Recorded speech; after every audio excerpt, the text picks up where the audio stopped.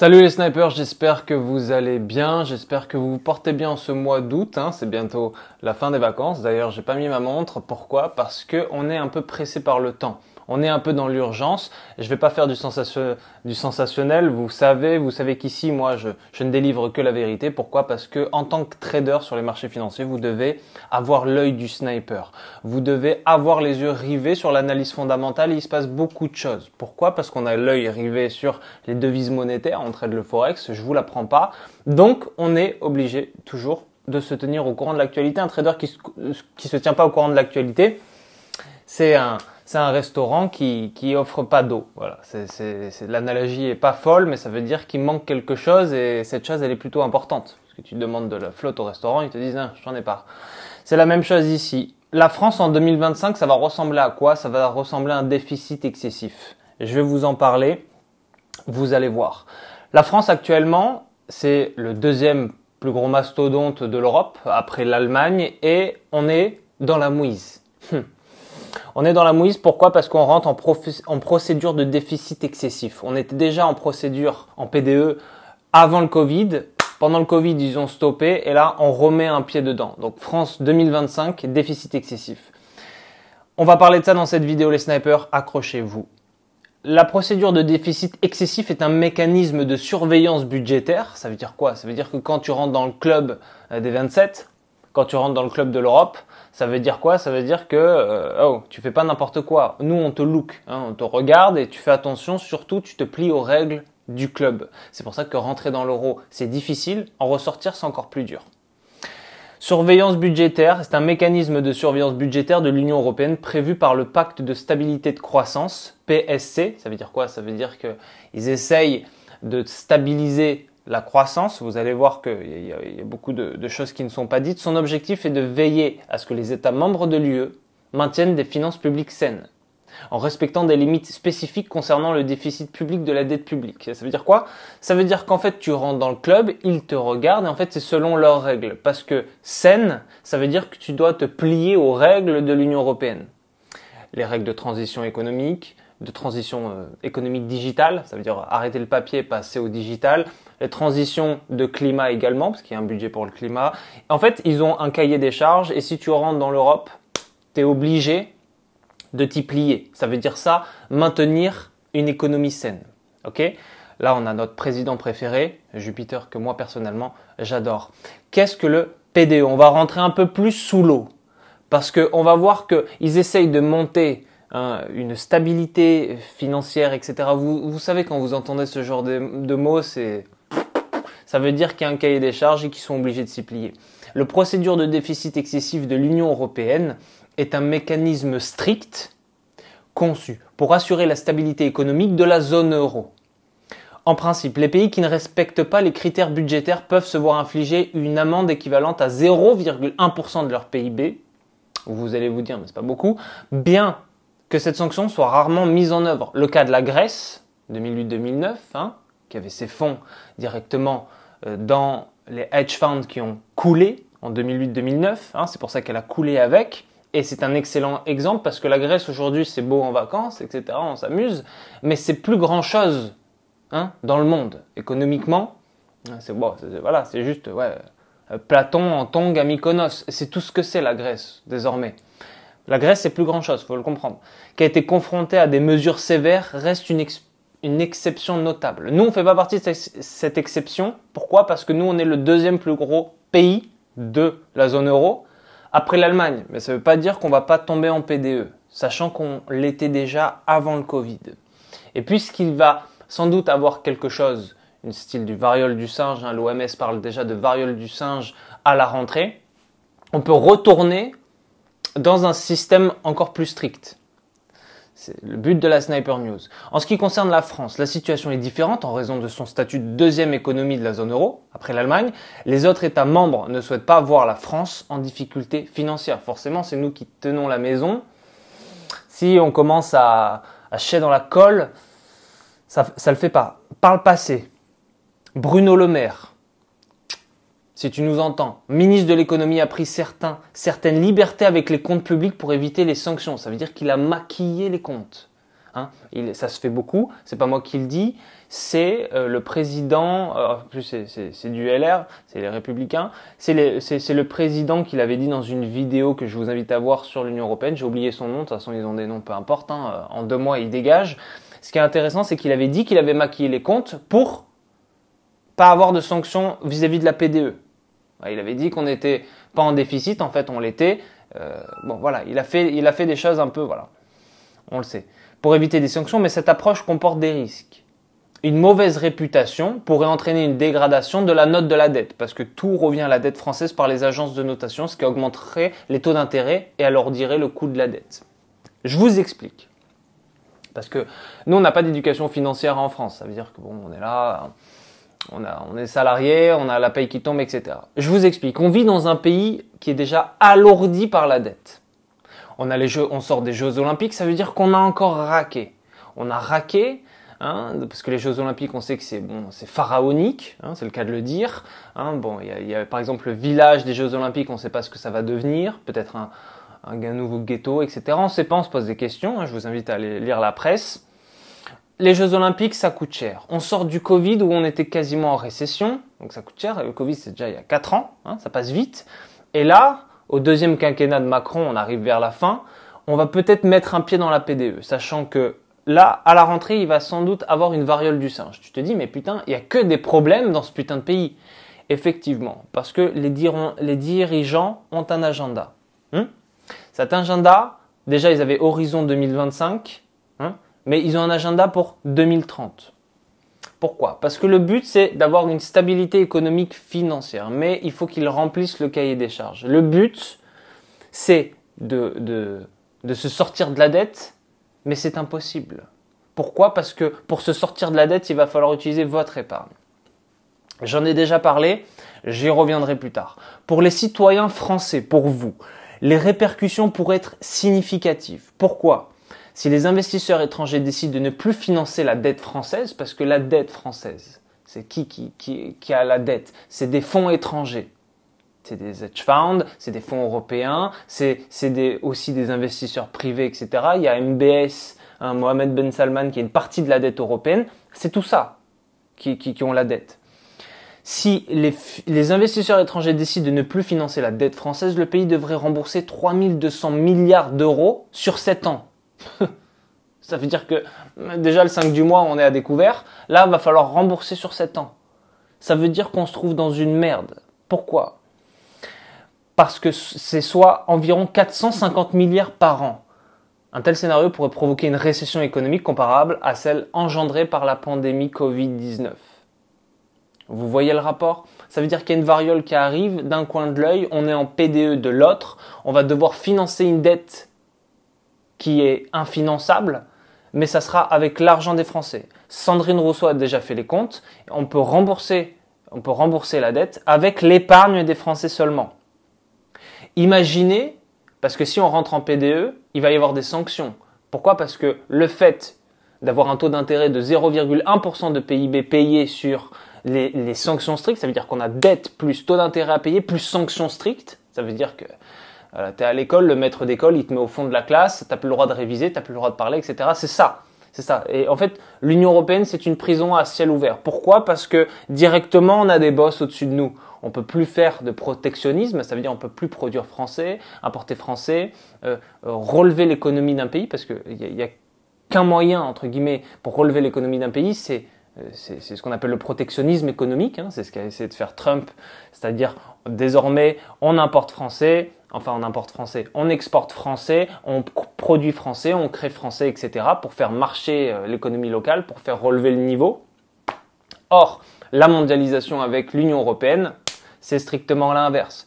Donc en plus d'avoir une dette, des taux d'intérêt et une PDE avec un cahier des charges et surtout des sanctions strictes qui arrivent, putain, ils sont dos au mur. Bruno Le Maire, il essaye de mettre du maquillage sur les comptes, mais ça fonctionne pas. Ça veut dire qu'en dernier recours, plus on veut essayer de payer les taux d'intérêt de cette dette émise, plus on tombe en récession, plus c'est l'épargne des Français qui va être utilisée. C'est pour ça que Sandrine Rousseau, elle n'est pas si bête, elle était juste au bon moment, au bon endroit, elle était dans les couloirs et elle a entendu cette idée, effectivement, parce que c'est ce qui se dit en privé. Hein? Voilà, faut le comprendre. Donc, les scénarios positifs, ça, c'est la dette. Hein. Donc, nous, on est au maximum, quasiment. Scénario positif.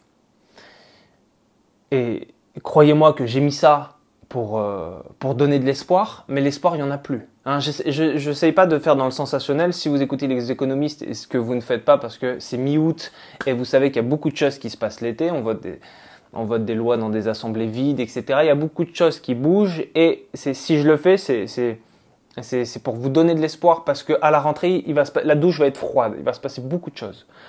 Amélioration de la discipline budgétaire. Si, en scénario positif, la mise sous surveillance de la France dans le cadre de la PDE pourra inciter le gouvernement à adopter des réformes fiscales rigoureuses et à mieux contrôler les dépenses publiques. Ça veut dire que même dans un cas positif où on n'est pas dans la PDE, il va falloir quand même sortir du déficit, hein, parce que la PDE c'est un barème. Si on tombe dedans, il va falloir utiliser des mesures drastiques, mais pour pas tomber dedans, on utilise des mesures drastiques. Ça veut dire augmentation des impôts.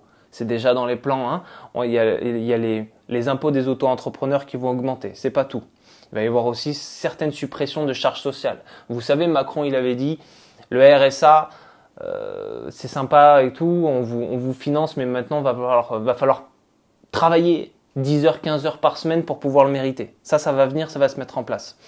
Stimulus pour des réformes structurelles. La pression exercée par la PDE pourrait pousser la France à engager des réformes structurelles importantes. Réformes structurelles importantes. Ça, c'est des mots, ça sent pas bon. Ça veut dire des réformes comme le 49.3, la réforme de la retraite, etc., etc. Telles que la réforme de la retraite ou de la rationalisation des dépenses publiques. La rationalisation des dépenses publiques, quand on fait une ration, c'est tout petit. Des dépenses publiques. Il faut bien comprendre que la langue française, elle est là aussi pour vous embrouiller. Mais quand vous lisez entre les lignes, et c'est pour ça qu'on fait la Sniper News, l'œil du sniper, la rationalisation des dépenses publiques, ça veut dire qu'il y aura moins d'argent pour les dépenses publiques. Les dépenses publiques, c'est fonctionnaires. Fonctionnaire, vous avez un ministre de tutelle qui vous paye. Ça veut dire rationalisation, ça veut dire moins de postes dans les écoles, etc., etc. Ces réformes pourraient renforcer la croissance économique à long terme et accroître la compétitivité de la France au sein de l'Union européenne. Renforcement de la solidarité européenne. Forcément, si on tombe dans le PDE, on travaille avec l'UE pour réduire son déficit. La France pourrait renforcer la coopération et la solidarité. Ça veut dire que, en plus d'avoir un PDE, on va devoir payer pour les autres. Ce qu'on fait déjà. Cela pourrait améliorer la stabilité économique de l'UE, mais pas de la France, et favoriser une plus grande intégration économique. Le but de l'UE, et c'est d'ailleurs le marketing sur lequel il se place, hein, c'est un grand drapeau bleu avec des étoiles jaunes, c'est d'avoir qu'un seul peuple. Hein. C'est un peu c'est une construction, c'est un bricolage pour réunir tous ces mêmes peuples qui n'ont rien à voir parce que l'Europe, c'est plein de cultures différentes, etc. sous un même drapeau. Hein. Évolution des prix d'immobilier à Paris, donc ça c'est une parenthèse, mais effectivement, il n'y a rien. Voilà. Plus on monte dans le déficit, plus on va la tête sous l'eau, hein, plus on descend dans les abysses, plus en France, l'inflation augmente, ton pouvoir d'achat baisse, etc., etc. Les scénarios négatifs maintenant, parce que c'est ce qui va arriver. Il n'y a rien de positif dans cette histoire. Tu vois, chaque jour qui passe, tu as l'impression, même l'eau, l'été, elle est froide. Tu te dis, putain, dans quel pays je vis ? En France. Sanctions financières. Si la France ne parvient pas à réduire son déficit conformément aux exigences de l'UE, ça veut dire c'est le boss, l'UE. Hein, Ursula, elle dit, poto, va falloir raquer cette année. Macron, il dit, ok. Elle pourrait faire face à des sanctions financières telles que des amendes. Et on parle pas de PV à 50 balles. Hein. Là, on parle de plusieurs centaines de millions d'euros, voire des milliards. Ces sanctions aggraveraient la situation budgétaire du pays et pourraient entraîner des coupes dans les services publics ou des hausses d'impôts pesant sur la croissance économique. C'est marrant parce que la finance, c'est toujours très logique. Logique pour étrangler celui qui rentre dans la finance. Ça veut dire quoi ? Ça veut dire que si tu contractes une dette pour avoir plus d'argent pour, par exemple, les projets, hein, Horizon 2025, on va faire un point parce que c'est le futur projet de la France. C'est-à-dire que nous, on a des projets pharaoniques. Déjà, on sort du Covid, qui a été une récession économique, le pays, hein, etc. de manière générale. Ça veut dire qu'il y a eu un avant-Covid et un après-Covid. Hein. On mange tous des pierres désormais. les Jeux Olympiques, c'était peut-être pas le meilleur moment pour la France d'avoir les Jeux Olympiques parce que c'est pharaonique, c'est 14 milliards foutus en l'air, etc. Si ce n'est plus, c'est des infrastructures, c'est une logistique. Hein. Paris était clean pendant les Jeux Olympiques, tout ça, ça coûte des ronds, hein. Ça coûte des pépettes. Ensuite, on a Horizon 2025 qui arrive, c'est-à-dire que Horizon 2025, ça veut dire que c'est une transition digitale pour le papier, hein, pour la monnaie, la plata, et c'est une transition aussi de l'énergie. Ça veut dire que voilà, on passe du nucléaire au climat, enfin aux énergies vertes, etc., aux renouvelables, etc., même si elles sont pas vraiment renouvelables parce que les éoliennes, c'est horrible. C'est horrible dans l'horizon en Normandie et en plus on a du mal à les recycler parce que quand même les pales des éoliennes, on les enterre dans le désert. Donc tout ça, c'est des projets qui servent un peu à rien. Désolé, mais bon, ça sert un peu à rien, on s'en fout de l'énergie verte, on mange tous des pierres dans le pays. À un moment donné, il y a des priorités, mais tout ça, ça coûte des ronds. Et plus on demande, plus on contracte une dette pour pouvoir le financer, plus on prend des taux d'intérêt futurs pour rembourser cette dette, ça veut dire que c'est un cercle vicieux. Et en plus, plus on contracte de la dette, plus on passe en déficit PDE, PDE amende. C'est un cercle vicieux, ça veut dire que tu vas arrêter de boire, mais on te donne du whisky, et plus tu bois de whisky, plus on te donne une bouteille gratuite. En fait, t'arrêteras jamais de boire. T'es alcoolique à vie. C'est la même chose, c'est la situation de la France. Ça veut dire que plus on descend, plus, et c'est ce que le forum de Davos avait exprimé, plus on tombe, et plus la solution va être en zone de compression, pour faire un lien avec le trading, en grand reset. Hein, Schwab a fait un excellent bouquin que je vous invite à voir sur le grand reset. C'est exactement dont on parle. Ça veut dire qu'on fait un grand reset. Reset économique, reset financier, reset climatique, etc. On repart à zéro, on oublie, on passe l'éponge. Et c'est ça qui va arriver à la France. Si on passe l'éponge, le grand reset, il va y avoir un cahier des charges. Ça veut dire on fait un grand reset, mais tout nous appartient. Avec le revenu universel, etc. Ça, c'est des idées. Dites-moi en commentaire si vous voulez que je développe ces idées, parce que moi, je lis énormément très vite. Hein, je suis un génie. Et je lis extrêmement vite. Je lis tout, parce que l'œil du sniper doit se tenir au courant des actualités. Et surtout, je lis des livres que vous n'avez pas lus, et je les lis 2-3 fois. Donc, dites-moi si vous voulez qu'on en parle, etc. C'est sur Amazon, c'est disponible, etc. Si la France ne parvient pas à réduire son déficit, on l'a vu, donc on tombe dans un cercle vicieux. Réduction de la confiance des marchés. La mise en œuvre de la PDE pourrait être perçue par les marchés comme un signe de faiblesse économique, forcément si on est à terre, ce qui pourrait entraîner une dégradation de la note crédit de la France. Cela augmenterait les taux d'intérêt sur la dette publique, c'est ce que j'ai dit, alourdissant encore le poids de la dette, rendant plus difficile le financement des dépenses publiques. Parce que la dette, ça veut dire quoi? Ça veut dire que nous, il y a un horizon 2025, mais l'horizon, il est censé se tourner vers la France. Or, il s'est tourné pour faire face aux exigences de l'Europe. La transition climatique, etc., etc. Ça, c'est des exigences de l'Europe. Ça veut dire que l'Europe et la France parlent, ils disent « Ouais, mais tu veux tomber en PDE ou pas ?» La France, elle dit « Non, je veux pas tomber en PDE. » Ok, fais une transition climatique. On a un cahier des charges. Tu as intérêt à faire ça. Ok, je le fais. Mais s'il le fait, il demande de la dette taux d'intérêt. Et en fait, on est dans une bulle spéculative. J'en ai déjà parlé. Conséquences sociales et politiques, les mesures d'austérité nécessaires pour se conformer aux exigences de la PDE pourraient provoquer une instabilité sociale, avec des grèves, des manifestations, une opposition politique accrue. Ça veut dire la tension globale en France. C'est-à-dire que eux, tels des pharaons, ils ont des projets, ils ont des ci, ils ont des ça, mais tout en bas, eh bien, il y a le SMIC qui augmente pas, ils réduisent les dépenses publiques parce qu'ils doivent faire face à des transitions climatiques, etc., qui sont un peu inutiles, etc. Ils n'essayent pas de trouver des solutions. On est en Europe, donc on est face à la mondialisation. Ça veut dire que derrière, dès qu'un agriculteur il produit du lait, il a du mal à être rentable, alors que puisque c'est l'Europe, la mondialisation, etc., nous, on peut importer le lait directement d'Ukraine, qui est une place forte en agriculture, où on a des bénéfices énormes. C'est comme le prix des poulets, etc. L'agriculteur qui produit son poulet, qui est face à un cahier des charges et des barèmes stricts, parce que voilà, le poulet, il doit être en France, c'est compliqué administrativement, et en plus, voilà, pour produire un poulet, il va falloir des normes d'hygiène, il va falloir ci, ça, il faut pas plus de 10 poulets par batterie, que sais-je.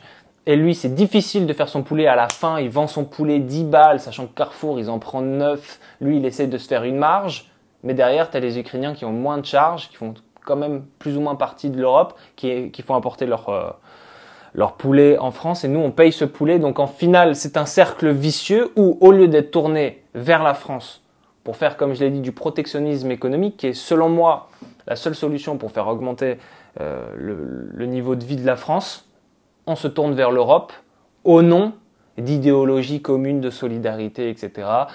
Mes souliers vêtus d'or. Donc ça, c'est un problème. Donc les mesures d'austérité, instabilité sociale, grève, manifestation, Mange-Pierre qui se réveille, PNJ qui dit moi je suis pas content, ça c'est ce qui va arriver. Ce qui arrive déjà. Cela pourrait affaiblir le gouvernement et rendre plus difficile la mise en œuvre des réformes nécessaires pour sortir de la procédure du déficit excessif. Ça veut dire qu'on n'y était pas, on va bientôt y entrer parce que l'autre il maquille. Si tu maquilles, Ursula le voit. On prend quand même une petite amende parce qu'on a maquillé. Donc finalement, on y va. C'est comme si on voulait pas aller au fond de l'océan, mais il y a quand même un mec qui nous met la tête sous l'eau. Bah oui, finalement, on va y être. Hein, tout en bas. Donc ça, c'est Jupiter. Donc, pour dire quoi les snipers? Pour dire que la rentrée va être brûlante. Je le dis, je l'annonce, hein, vous savez, ça fait 6 mois que je le prédis, il n'y a aucun problème. Les Jeux Olympiques, c'était déjà un pied à terre. Pourquoi? Parce que ça coûte des ronds. Vous voyez que le spectacle, c'est sûr, mais bon, des spectacles comme ça, très nérons de gladiateurs, ça coûte des sous. Hausse des impôts et réduction des dépenses publiques, augmenter les impôts, cela inclurait les hausses de la TVA, imaginez une TVA à plus de 20%, des taxes sur le revenu, d'autres prélèvements fiscaux affecteraient le pouvoir d'achat des ménages. Ça veut dire que vous avez plus d'argent pour payer le Nutella. Réduire les dépenses publiques, cela pourrait se traduire par des coupes budgétaires des services publics tels que la santé, la sécurité sociale, réduirait l'accès et la qualité des services pour les citoyens. Ça veut dire que on sacrifie une politique européenne au profit de la France. Mais ça, fallait y penser quand vous avez voté Macron. Macron, on savait que ça allait être le président des États-Unis d'Europe. En tout cas, c'est ce qui lui est promis. Augmentation du coût de la dette. Donc si la France est perçue, on en a parlé, alourdir le coût de la dette publique, répercussion sur les taux d'intérêt. Ça veut dire que plus on contracte de la dette, plus on a des taux d'intérêt, plus pour payer les taux d'intérêt, on a besoin de la dette. Et plus on tombe en PDE, donc amende 0,1% plus amende parce qu'on est en PDE. Donc on prend de la dette pour payer le PDE, mais le fait de prendre de la dette augmente nos taux d'intérêt. Les gars, grand reset.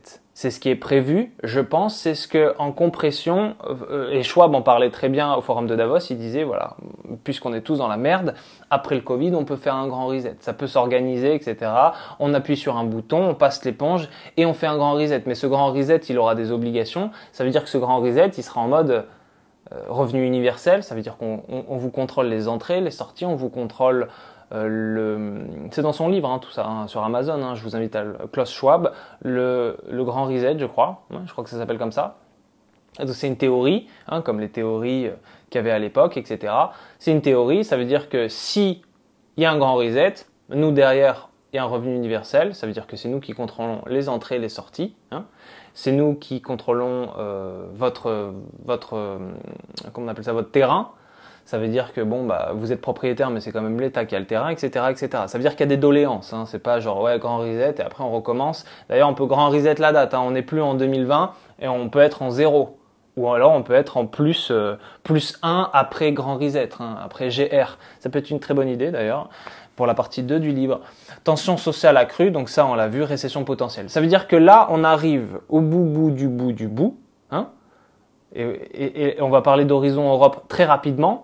Mais le bout du bout, comme je l'ai dit, c'est la récession économique. La récession économique, c'est ce qui peut arriver de pire dans un pays. Ça veut dire que la monnaie dévalue, l'inflation augmente. Ça veut dire que c'est Berlin 1929. Hein, c'est la crise, c'est le mardi noir. Ça veut dire qu'il va falloir des brouettes de Deutschmark pour payer un poulet. Et ça va être la même chose. Et ce qui arrive, c'est la guerre. Je ne veux pas faire dans le sensationnel, mais c'est la vérité. Il faut ouvrir les yeux. C'est pour ça que la plupart des milliardaires vendent leurs actions. C'est pour ça que là, on a eu un avertissement avec les cryptos. Ça sent pas bon. Ça sent pas bon. Et le meilleur moyen pour s'en sortir, ça reste quand même de décentraliser son pouvoir d'achat. C'est ce que je vous dis. On a les mecs en commentaire, les PNJ coincés sous le dôme qui me disent ah, « Alex, donc ta solution, c'est de trader. » Bah oui, connard. Bah oui. Parce que si tu bouges déjà. tu décentralises ton pouvoir d'achat et tu fais ton argent, tu peux trader dans la devise que tu veux. Si demain l'euro meurt, moi je serai en dollars. Si demain le dollar meurt, et ce qui est en train d'arriver, je serai en yuan chinois. Parce qu'il y en a un qui m'a fait la remarque, on ne dit pas yen chinois. On s'en fout. Hein, t'as juste voilà, toi tu regardes le nom des mots que je dis, mais tu comprends même pas où je vais en venir. Ça veut dire que moi, demain, le dollar ou l'euro meurt, mon compte il est en yen japonais. C'est bon, je deviens japonais. C'est ça, il faut décentraliser son pouvoir d'achat. Hein. Il faut faire de l'argent comme vous pouvez le faire. Donc là, horizon 2025, et c'est ça la solution les snipers. C'est pas la solution, c'est de demander une augmentation à ton boss. Hein. Ton boss, pour qu'il t'augmente, il va falloir qu'il paye 2 fois. Hein, parce qu'il a les charges sociales, il a beaucoup de choses à payer. Ça veut dire que pour t'augmenter de 100 balles, il va devoir augmenter x2. Hein. Donc horizon 2025, j'en ai parlé, c'est le projet qui arrive pour la France. Ça veut dire que il va y avoir, l'Union européenne se concentre sur plusieurs axes de stratégie pour répondre aux défis mondiaux et renforcer sa position en tant que leader des divers domaines. Ça veut dire que aussi, comment mettre l'Europe sur la map, tout en haut, hein, face au monde multipolaire, États-Unis, Russie, Chine, sachant que derrière, il faut s'occuper des manche-pierres et leur pouvoir d'achat. Ça veut dire qu'il y a vraiment un axe à 2 vitesses. D'un côté, il y a les leaders qui essayent de mettre l'Europe sur la map, et de l'autre côté, il va falloir que le peuple mange. Donc c'est incompatible. Donc le programme Horizon Europe 2025-2027, bien qu'ambitieux, est essentiel pour la recherche et l'innovation en Europe, mais comporte plusieurs risques. Eh oui, on n'a plus d'oseille, on produit plus de papier, donc risque de sous-financement. Bien que le programme dispose d'un budget conséquent, il ne pourrait pas être suffisant. Complexité administrative, c'est compliqué disparité entre États membres, regard dans l'innovation, concurrence internationale, etc. Je vous ai dit ce qu'il en était déjà de l'horizon 2025. Qu'est-ce qui se passe les snipers à la rentrée? À la rentrée, déjà, il y a la variole du singe, le monkeypox qui est dans les tiroirs. L'OMS, sur son site, il a commencé à parler d'une variole, pas d'une épidémie, mais d'une pandémie, c'est-à-dire la variole du singe, le monkeypox. Donc imaginez une nouvelle pandémie, ça va ralentir l'économie encore. Si ça ralentit économiquement les choses, il va falloir faire un break. Et on a l'impression qu'en ce moment, c'est tous les 4 ans le break. Parce qu'il y a beaucoup de choses. Ils essayent de tenir la baraque, mais il y a tout qui s'effondre, comme je l'ai expliqué dans cette vidéo. Pourquoi? Parce qu'on est dans un cercle vicieux. Donne de l'alcool à un alcoolique, et donne-lui une bouteille gratuite parce qu'il a fini sa bouteille d'avant, il restera alcoolique. Hein, c'est un cercle vicieux. Et en France, on vit dans un cercle vicieux parce qu'il y a 2 axes. D'un côté, il y a Jupiter qui essaye de se mettre en mode top 1 de l'Europe, mais de l'autre côté, il sacrifie la France au profit de l'Europe. C'est une évidence. Hein. D'ailleurs, tous les pays européens sacrifient leur identité nationale, leur protectionnisme, pour une mondialisation. C'est les bases de l'économie, mais c'est ce qu'ils veulent en rentrant en Europe. Et en Europe, quand tu rentres en Europe, c'est difficile pour y rentrer, mais c'est difficile pour y sortir. Parce qu'en Europe, ce qui va arriver à la France, ça va être un cas sensible à la Grèce de 2008-2009, d'aujourd'hui. Donc, la seule solution, les snipers, et je ne vais absolument pas faire dans le sensationnel, parce que moi je vois beaucoup de trucs qui passent, etc., c'est que ça pue la D. Tout simplement, on sent que plus on avance, plus l'horizon, plus le ciel devient gris.